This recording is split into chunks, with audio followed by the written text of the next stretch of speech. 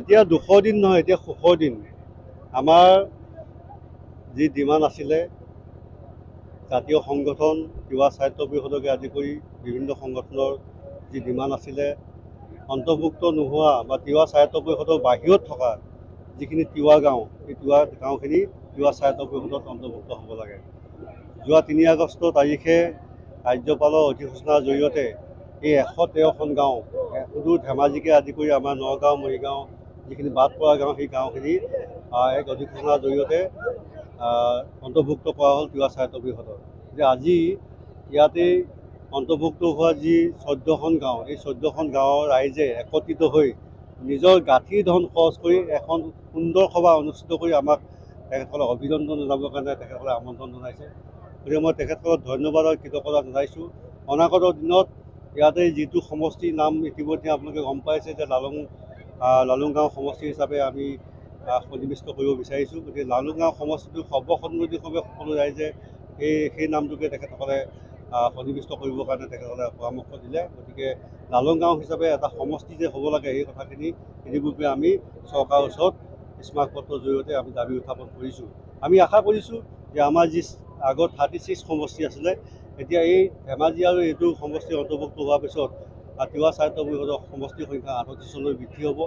গতিকে মই আজিৰ সভাৰ জৰিয়তে বা আপোনালোকৰ জৰিয়তে মই আহ্বান ৰাখিম যে আমাৰ যিহেতুকে 113খন গাঁও ইতিপূৰ্বে সংলগ্ন হ'ল, গতিকে আহি থকা দিনত বা অহা বছৰ যি বিত্তীয় পুঁজি, এই বিত্তীয় পুঁজি অসমৰ মাননীয় মুখ্যমন্ত্ৰী মহোদয়ে বিত্তীয় পুঁজি বৰ্ধিত কৰাৰ ব্যৱস্থা কৰি যিখিনি গাঁও আমি ইতিপূৰ্বে অন্তৰ্ভুক্ত কৰিলোঁ, সেই গাঁওখিনি উন্নয়নৰ ক্ষেত্ৰত যেন তেখেতে সেইখিনি প্ৰচেষ্টা অব্যাহত ৰাখে, তাৰ কাৰণে মাননীয় মুখ্যমন্ত্ৰী মহোদয়ক আহ্বান জনাইছোঁ।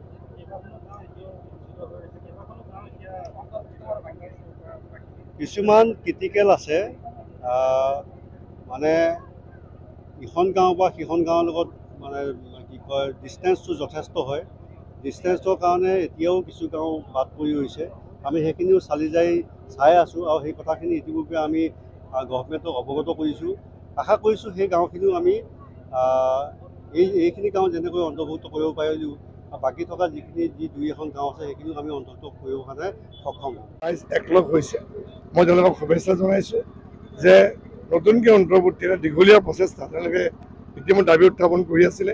কাৰণ তিৱা সাহিত্য পৰিষদৰ অন্তৰ্ভুক্ত হ'লে কেইবাফালৰ পৰা তেওঁলোকৰ লাভৱান হ'ব, বিভিন্ন পুঁজি আহে, এই পুঁজিৰ দ্বাৰা গাঁওসমূহ উন্নয়ন হ'ব। আৰু মই আশা কৰিছোঁ তিৱা সাহিত্য পৰিষদৰ বিভিন্ন ধৰণৰ ইয়াত যিবিলাক ডেভেলপমেণ্ট কামো হ'ব আৰু তেওঁলোকৰ যিখিনি সুৰক্ষা আৰু উন্নয়ন দুয়োটা পক্ষৰ ক্ষেত্ৰতেই সুবিধা হ'ব। গতিকে 14খন গাঁৱৰ সমূহ বাসিন্দাক মই ধন্যবাদ জনাইছোঁ আৰু শুভেচ্ছা জনাইছোঁ। কিছু গাঁও ইতিমধ্যে বাদ পৰিছে, নিশ্চয় আমি তাৰ কাৰণে ব্যৱস্থা হৈছে। কিন্তু এবাৰ যেতিয়া ৰাজ্যপালে চহী কৰি দিব, তাৰ যেতিয়া নটিফিকেশ্যন হৈ যায়, গাঁওকেইখন অন্তৰ্ভুক্ত নহয়, তথাপিও অলপমান তিৱা সাহিত্য পৰিষদৰ প্ৰচেষ্টা কিছু হাতত লৈছে। কি কৰে ভৱিষ্যতে এখন দেখা যাব। যিকোনো খবৰৰ বাবে যোগাযোগ কৰক 7099017330 অথবা 7099017390 নম্বৰত।